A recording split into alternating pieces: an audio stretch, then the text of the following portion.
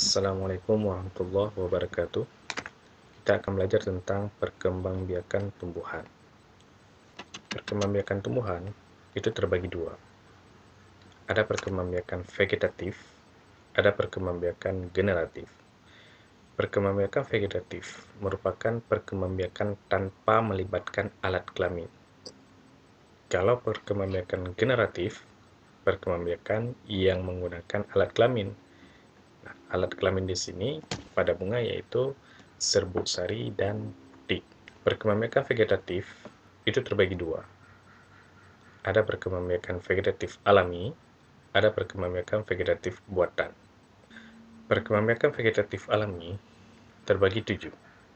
Ada rizoma, ada stolon, ada umbi lapis, ada umbi batang, ada umbi akar, ada tunas adventif. Kalau perkembangbiakan vegetatif buatan, ada cangkok, ada stek, ada menyambung, ada merunduk, ada mengentek.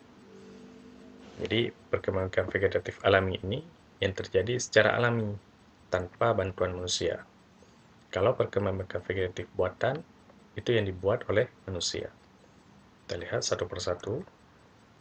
Nah, jadi sebelum kita memahami lebih lanjut tentang perkembangbiakan vegetatif, kita harus pahami dulu syarat suatu tumbuhan untuk tumbuh atau bertunas. Jadi syarat suatu tumbuhan untuk tumbuh tumbuhan baru adanya cadangan makanan. Cadangan makanan pada tumbuhan itu disimpan di dalam akar, di dalam batang, dan di dalam daun, dan juga di dalam buah. Jadi cadangan makanan di sini disimpan di jaringan parenkim. Kemudian harus ada air. Jadi air ini adalah sumber kehidupan. Tanpa air, makhluk hidup tidak bisa hidup. Kemudian ada pendukung untuk tumbuh, yaitu tanah dan zat hara. Yang pertama ada rizoma. Rizoma merupakan batang yang tumbuh di dalam tanah pada nodus batang tumbuh tunas. Di rizoma ini terdapat di dalam tanah. Batang yang tumbuh dia di dalam tanah tumbuhnya. Batang itu memiliki nodus dan internodus. Di antara nodus dengan nodus namanya internodus. Nah, di nodus ini nanti akan tumbuh yang namanya tunas baru atau individu baru. Nah, kenapa bisa tumbuh? Karena di dalam batang ini sudah ada cadangan makanan. Contohnya jahe, seperti ini. Selanjutnya ada stolon atau geragi. Geragi merupakan batang yang menjalar di atas tanah pada nodus batang tumbuh tunas. Nah, ini contohnya seperti rumput. Rumput kalau kita lihat, itu batangnya itu panjang. Dia menjalar di atas tanah. Ya. Jadi ini nodus-nodusnya nanti tumbuh individu baru. Seandainya ini kita potong, yang ini jadi individu baru, ini juga jadi individu baru. Kalau kita tanam, nanti tumbuh lagi batangnya yang menjalar. Namanya adalah geragi. Selanjutnya ada umbi lapis. Umbi lapis merupakan daun yang berlapis dan tebal. Pada bagian dasar tumbuh tunas. Nah, contohnya itu bawang merah.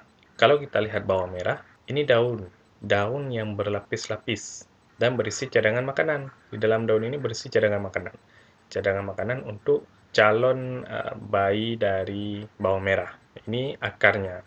Nanti akan tumbuh di sela-sela sisi ataupun di sela-sela daun ini akan tumbuh individu baru. Selanjutnya ada umbi batang. Umbi batang merupakan batang yang menggembung yang berada di dalam tanah. Di nodusnya tumbuh tunas. Mohon maaf, ini ada H, seharusnya tunas. Contohnya kentang. Kentang itu batang. Batang yang berada di dalam tanah dan menggembung. Menggembung ini artinya batang itu mengandung cadangan makanan yang banyak. Kemudian ada bulat-bulatan hitam ini nodus dari batang si kentang ini. Nah, di nodusnya nanti tumbuh individu baru. Kalau kita potong di sini, potong. Ini juga kita potong. Kemudian yang ini kita tanam jadi individu baru. Selanjutnya ada umbi akar. Umbi akar merupakan akar yang menggembung yang berisi cadangan makanan. Di bekas batangnya tumbuh tunas. Contohnya wortel. Wortel ini akar yang menggembung berisi cadangan makanan. Kalau kita mau tanam wortel, kita potong di sini, kemudian ini kita potong daunnya. ataupun batangnya sedikit kita potong, kemudian kita tanam. Nah, kita taruh dalam air seperti ini. Setelah tumbuh akar, nanti baru kita tanam dalam pot. Dia akan tumbuh individu baru. Selanjutnya, ada tunas. Tunas merupakan bagian tumbuhan yang tumbuh dari batang yang berada di atas permukaan tanah. Tunas pohon pisang itu akan tumbuh di batangnya. Batang yang berada di atas permukaan tanah. Biasanya batang ini nggak nampak. Ini ada tanah, kemudian di dalam tanah biasanya batang ini. Kemudian baru ada akar. Nah, di batang ini nanti akan tumbuh individu baru. Ini namanya tunas. Kalau kita lihat pada pisang, yang ini namanya batang semu. Di dalam tanah ataupun dekat dengan permukaan tanah, itu namanya batang sejati. Nanti di batang sejati ini akan tumbuh individu baru. Selanjutnya, ada tunas adventif. Merupakan tunas liar yang tumbuh di luar batang. Nah, biasanya tunas itu tumbuh di batang karena batang itu mengandung cadangan makanan. Tapi kalau ini tidak. Ini contohnya pada daun cocor bebek. Nah, daun cocor bebek itu daunnya menggembung dan berisi cadangan makanan. Di sela-sela daun itu akan tumbuh yang namanya individu baru. Kalau ini kita petik, kita ambil, kita tanam, jadi individu baru.